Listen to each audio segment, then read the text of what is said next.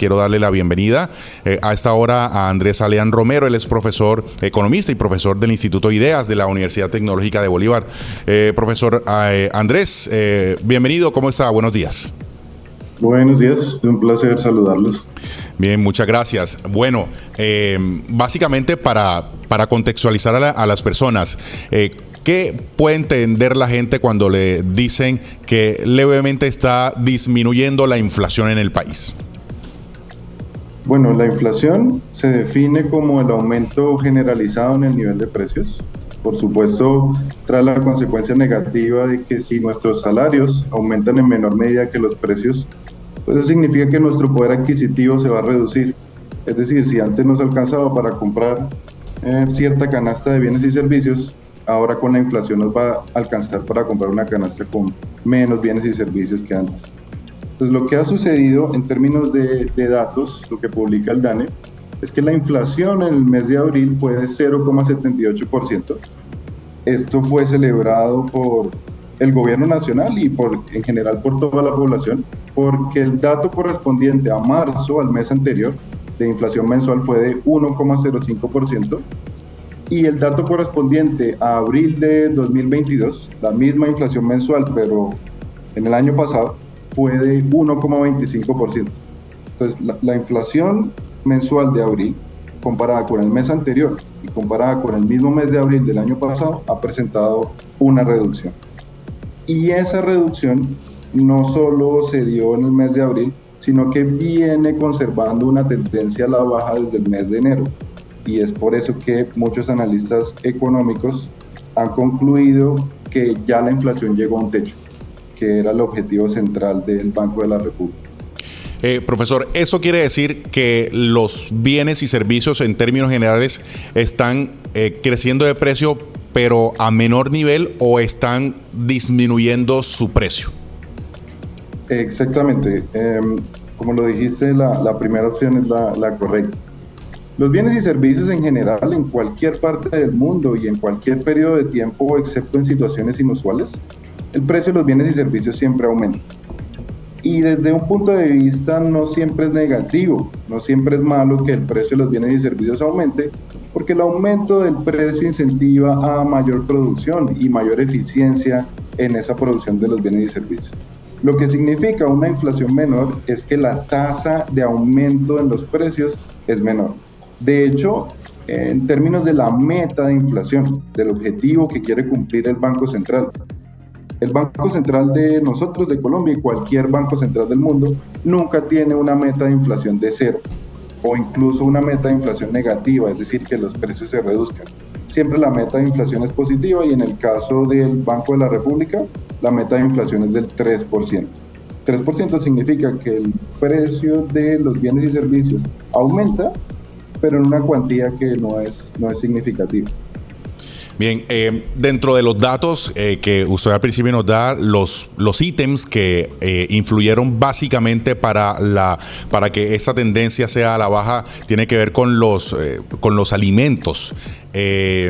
Y básicamente eso es lo que, aparte de los servicios públicos y la gasolina, son de los ítems que más golpea a la gente. ¿Eso qué significa para hacerle de manera pedagógica esta explicación a las personas? Digamos, que ese ítem, el de alimentos, sea el que está animando, digamos, el cese o más bien que la inflación deje de estar subiendo tanto. Exacto. Si analizamos las ponderaciones para la hora del cálculo del IPC, el 50% del IPC se debe a el arriendo y los servicios públicos. Es decir, eso siempre es lo que más pesa en el cálculo del IPC. Pero alrededor del 10% de la ponderación del IPC se debe a los alimentos. Y eso es precisamente lo que explica la reducción en la tasa de inflación a nivel nacional, porque los alimentos incluso sí presentaron una tendencia a la caída a nivel nacional, es decir, el precio de los alimentos sí cayó.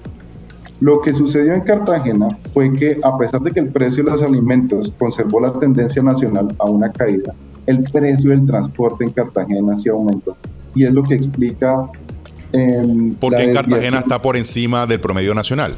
lo que explica por qué Cartagena está por encima del promedio nacional. En efecto, el dato para Cartagena, si bien el nacional fue de 0,78%, el dato para Cartagena fue de 0,94%, lo que la ubica en este mes como la tercera ciudad con mayor inflación a nivel nacional, solo siendo superada por Riohacha y Cúcuta. Y Cúcuta, sí. El tema Cartagena, digamos, ¿qué explicación le podemos dar por qué no baja al mismo ritmo que baja en otras ciudades como por ejemplo Bogotá, que está por debajo del promedio? Ok, el dato de Cartagena, como les mencionaba hace un segundo, tiene que ver con el aumento en los precios de transporte, pero desde mi opinión el dato de Cartagena es simplemente un dato atípico. Dato atípico, quiere decir que es una anomalía estadística, porque la tendencia a Cartagena de la inflación, así como la inflación nacional, era a la baja. Desde enero de 2023, los precios en Cartagena o la inflación venía reduciéndose. Faltaría ver qué va a suceder en el siguiente mes con la publicación de los datos de inflación. Pero repito, en mi opinión, lo que sucede en Cartagena en este mes es un dato atípico. Bastaría ver lo que sucede con la inflación año corrido. La inflación año corrido va a tener en cuenta no solo lo que ocurrió en el mes de abril, sino lo que ha ocurrido desde enero. Desde enero.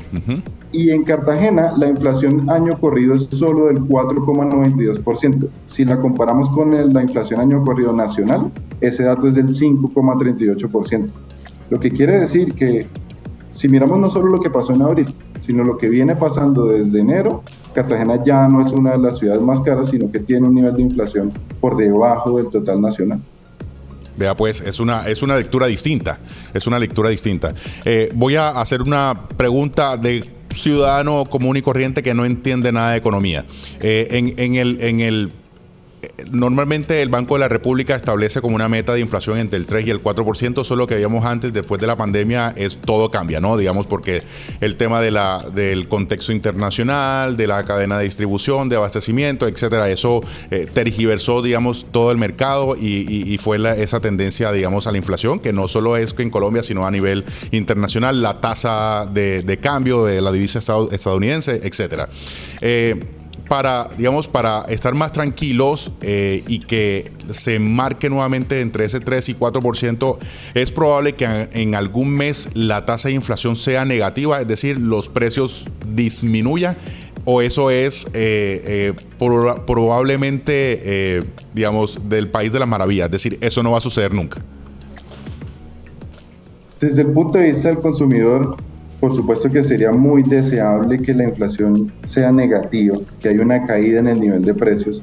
Sin embargo, desde el punto de vista de la economía como un todo, una inflación negativa, que se conoce como una deflación, no es deseable porque desincentiva la producción de bienes y servicios.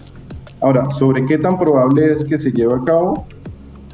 Podría suceder, pero recordemos que una deflación es sinónimo de una desaceleración significativa en la actividad económica. Y eso directamente impacta en el tema de empleabilidad, por ejemplo. Por ejemplo, exacto, en términos muy sencillos, si yo tengo una empresa productora de naranjas, por ejemplo, y veo que el precio de las naranjas está disminuyendo, pues eso me podría llevar a contratar menos empleados o a contratar menos capital, lo que sería de nuevo contraproducente para los hogares. Sí. Y por último, profesor, el gobierno nacional, o más bien el presidente Petro, había criticado la decisión del Banco de la República de incrementar las tasas de interés para justamente empezar a darle duro al tema de la inflación. Decía que más bien tenía que ser impulsada, o más bien tendría que incentivarse la oferta para compensar el nivel de demanda con la oferta.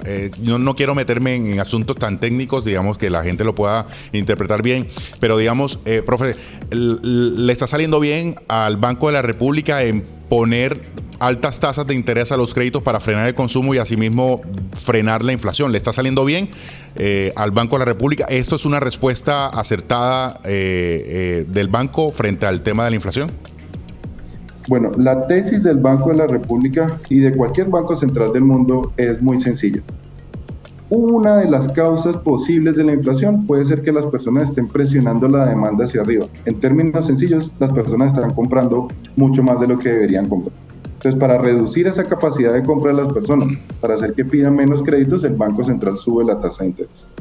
De hecho, el Banco Central de Colombia no baja la tasa de interés desde septiembre de 2020. En septiembre de 2020, la tasa de intervención del Banco de la República valía 1,75 puntos porcentuales y hoy en día esa tendencia ha llevado la tasa hasta 13,25 puntos porcentuales.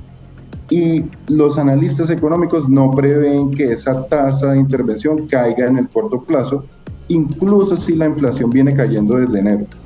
Ahora, como tú lo mencionabas hace un segundo, en términos del contexto internacional, la inflación en Estados Unidos también presenta una tendencia a la baja, desde enero, y la tasa de cambio también presenta una tendencia a la baja desde febrero.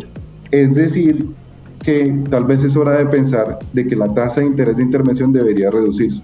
Ahora, siempre nos queda la pregunta, ¿la disminución en la inflación que vemos desde enero se debe al trabajo del Banco Central o se debe, por ejemplo, a un aumento en la capacidad productiva de la economía proveniente, por ejemplo, de la recuperación posterior a la pandemia? Claro. Y por supuesto, esa es una pregunta que merece una investigación a fondo, pero el punto es que la reducción en la inflación no se debe exclusivamente a los aumentos en la tasa de interés.